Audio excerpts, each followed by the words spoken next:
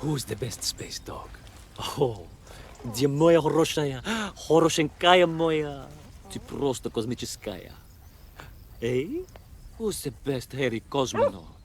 It is indeed a lovely sunset, and it reminds me of the skies of Peru. I didn't? I never told you about the wonderful Sky City? Well, it was an extraordinary place, but one filled with dangers. Well, it might have been simple for you to cross it, but you were in a space capsule. I had to rely on my own 2 feet, my noshki.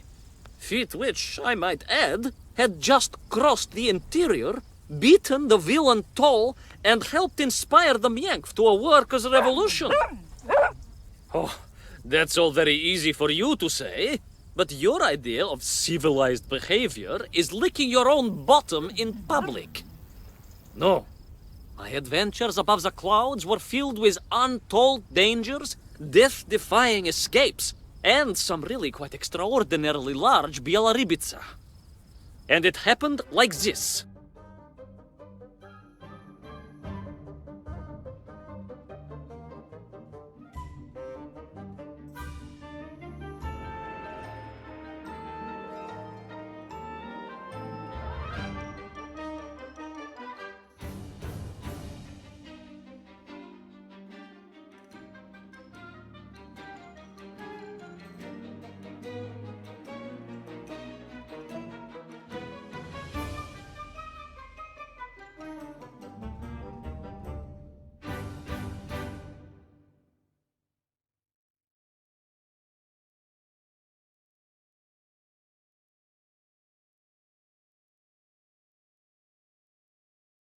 Weeks had passed since I left Plutonia, and one evening, exhausted, I simply fell asleep at the foot of a strange windmill. And when I awoke, well, that thought didn't cross my mind. I was exhausted after all. This is besides the point, my nosy canine friend. What matters is this. When I awoke, the windmill and the ground around it had been carried high into the air. What magic was this? Что за магия? As unlikely, perhaps, as a suitcase-sized dog orbiting the center of the Earth for many years. Quite.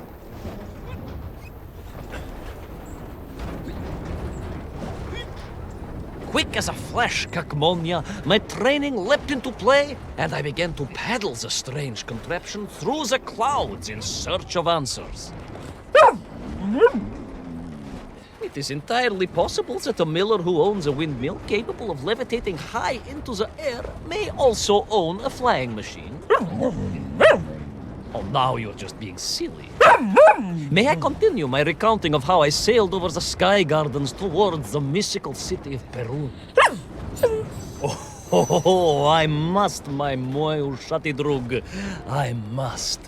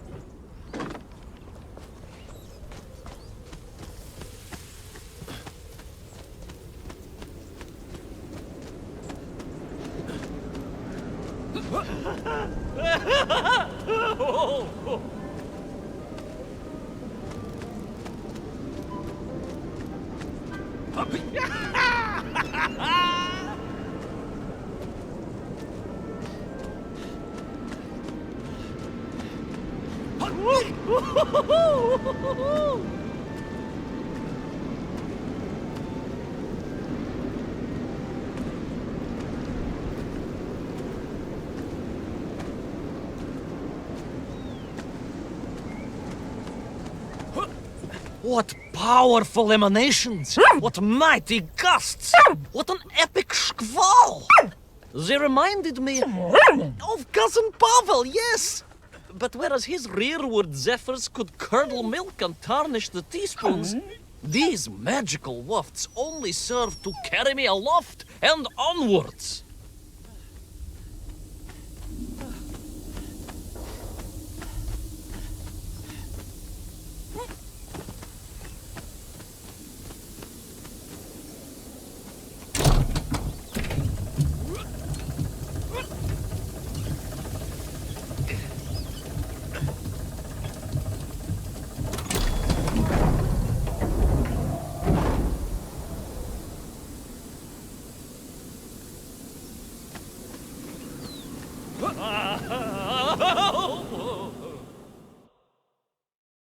But something was afoot in the gardens of Perun. This horrid muck staining the surfaces and making my nose curl.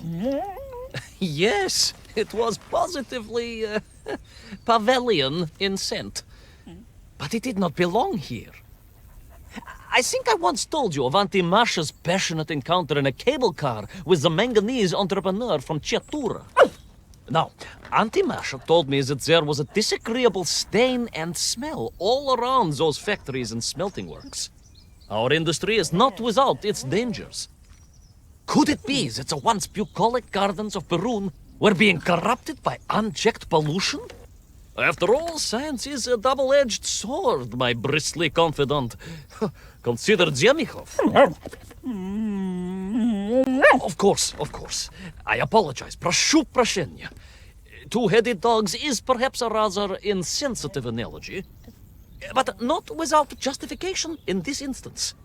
I have seen the blemished lands around Norilsk, but I could not believe that I would find such pollution here. But this was nothing to the true horror of what was shortly to unfold.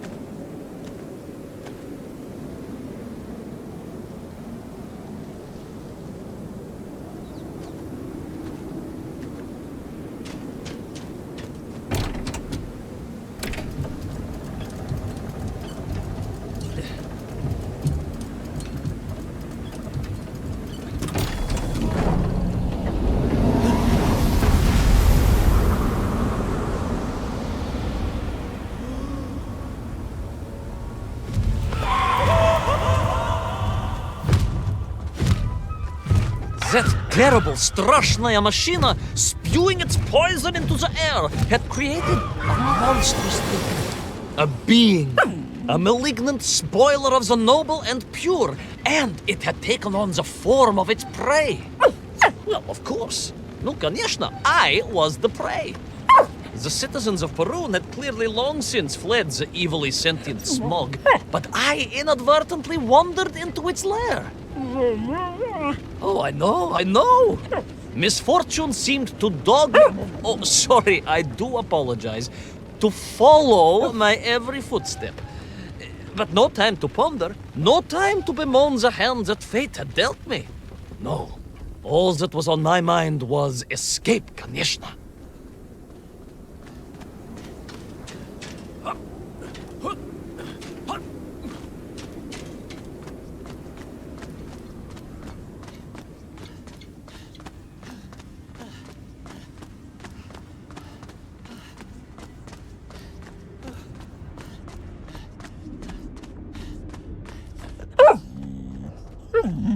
Yes, it was most interesting.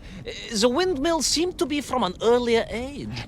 Perhaps this was a devastating warning of the destructive power of unfettered industrialization. I most certainly had not forgotten about the windmills. I did not get carried away. You are missing the point. Perhaps because you are only a small dog. Oh, a brilliant, brave, spacefaring dog, of course, but a small Sabashka nonetheless. If you perhaps listened more and interrupted less, I am just getting to the explanation of the windmills.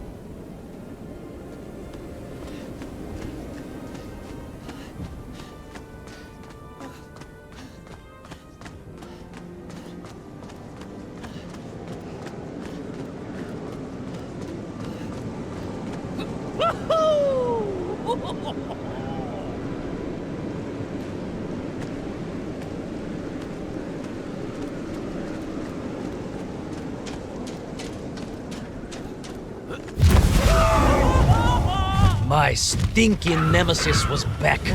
But more interesting was the change in the city. The windmills were fading out, clearly obsoleted, mothballed, relics. Instead, a sense of an obsession with power was apparent. Vast engines, terrible machines, ever hungry and reliant on the rapid consumption of fuel, the production of toxic fumes and choking gases. Pride, my pushisti compadre, pride, ambitia, ambition, the dark side of science. Zemechov's had too many. Oh, don't be ridiculous, dog. Only a durak with the intellectual capacity of a ringworm would think windmills are in any way harmful.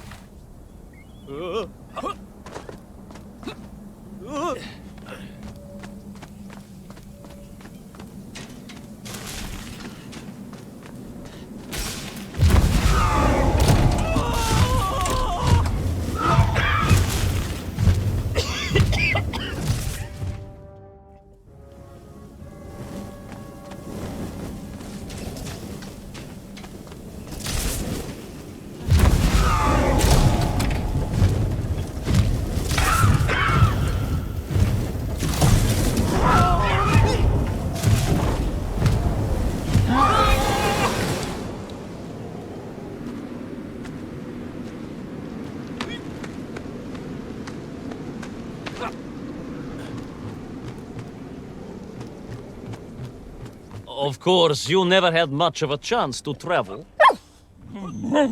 Sarcasm doesn't suit you. You don't have the tail for it.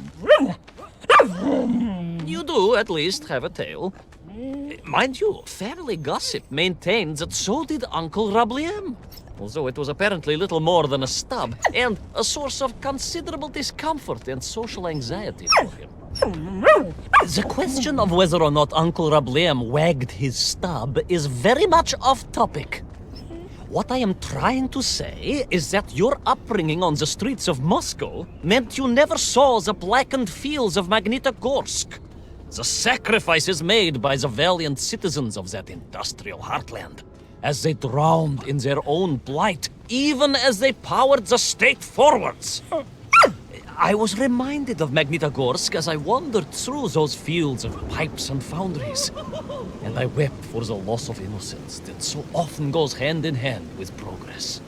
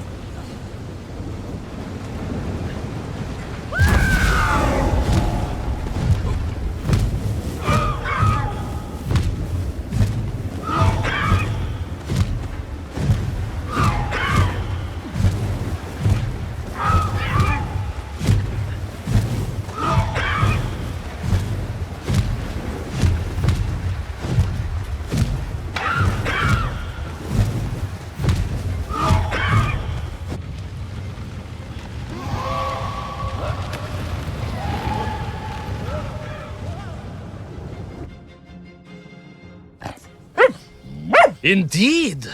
I just evaded the slimy, oily grasp of that man-made vaginoid, his petroleum stink clogging my nostrils and making my head thump.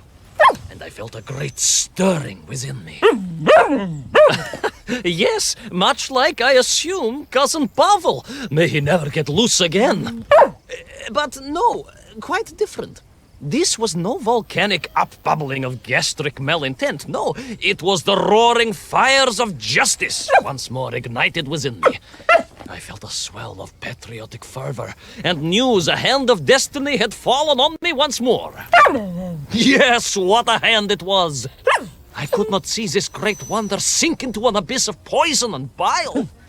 The Perunians may have been forced to abandon their city, but I had saved the world once before and was ready to answer the call again.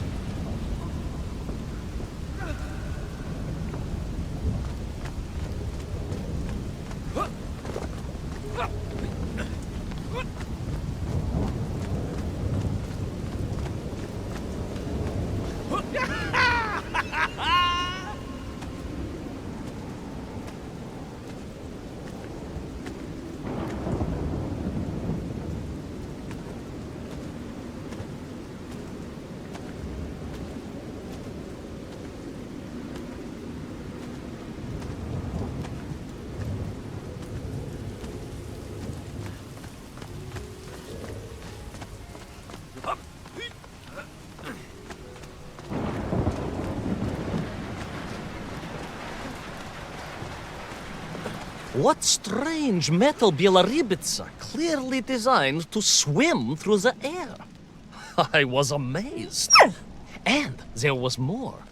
Beneath the fins, I spotted the apertures of hoses and was reminded of the time Auntie Agrafina devised a contraption to water all of her copious algae beds simultaneously with one flush of the toilet by a system of pipes and valves that ran throughout her house. Можно так сказать, in a manner of speaking, yes.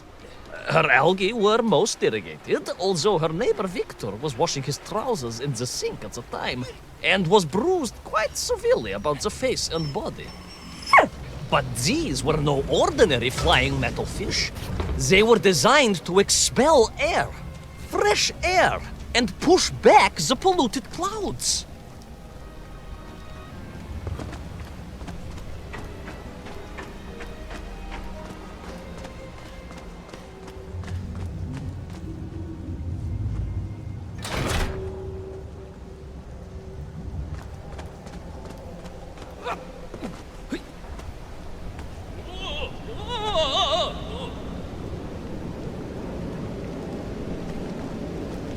There is, of course, a fine tradition of looking to nature to solve problems of a scientific or military persuasion. Yes, as you well know. My nephew, Sergei... Yes, the very same. Poor lad with his dermatological eruptions. Well, Sergei was stationed recently at Kazachya Buchta, where dolphins... dolphins were being trained as brilliant aquatic agents of socialism. Why not then be inspired by marine life? Why, there is a fish, I have heard, that can shoot jets of water from beneath the surface to knock its prey off little tiny twigs and into its mouth. If you were to tell the average mushroom sheriff that a dog would orbit the Earth, I suspect you would receive a similarly sneering response. No, that is because you are a small, hairy hound of uncertain parentage. I, on the other hand, am a cosmonaut, the product of many months of training, and I realized the answer to pollution was here all along. The Peronians, tragically, had simply never had time to finish their fleet. If only I could find a working, flying fish. If only. If only. Yes. If only.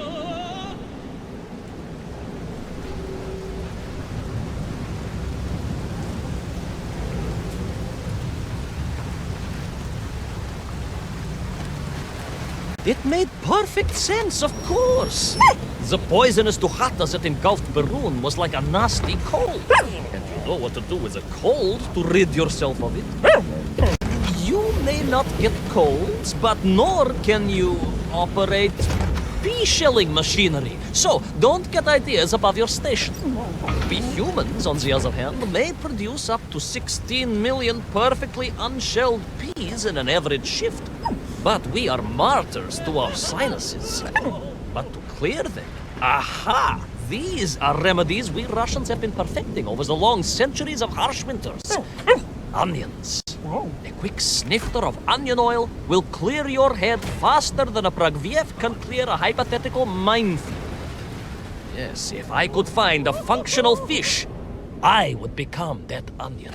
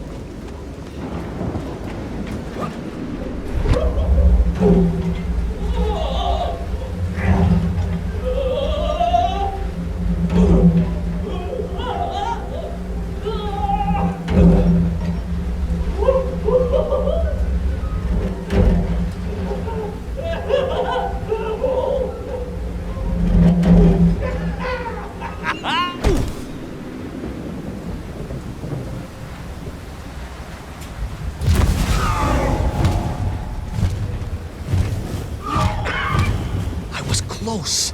I could feel it. Yes, the working fish, the ribka.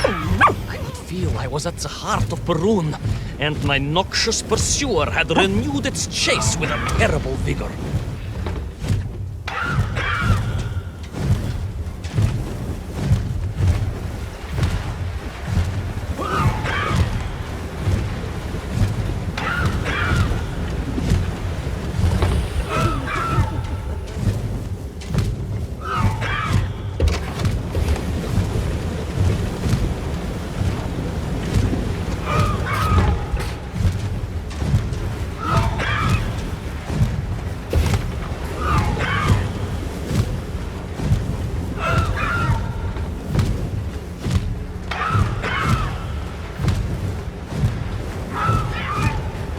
Not far now.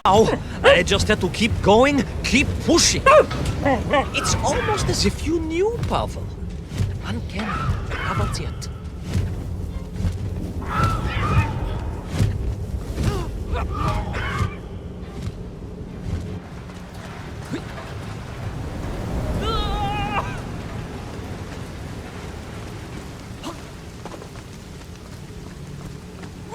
There she was.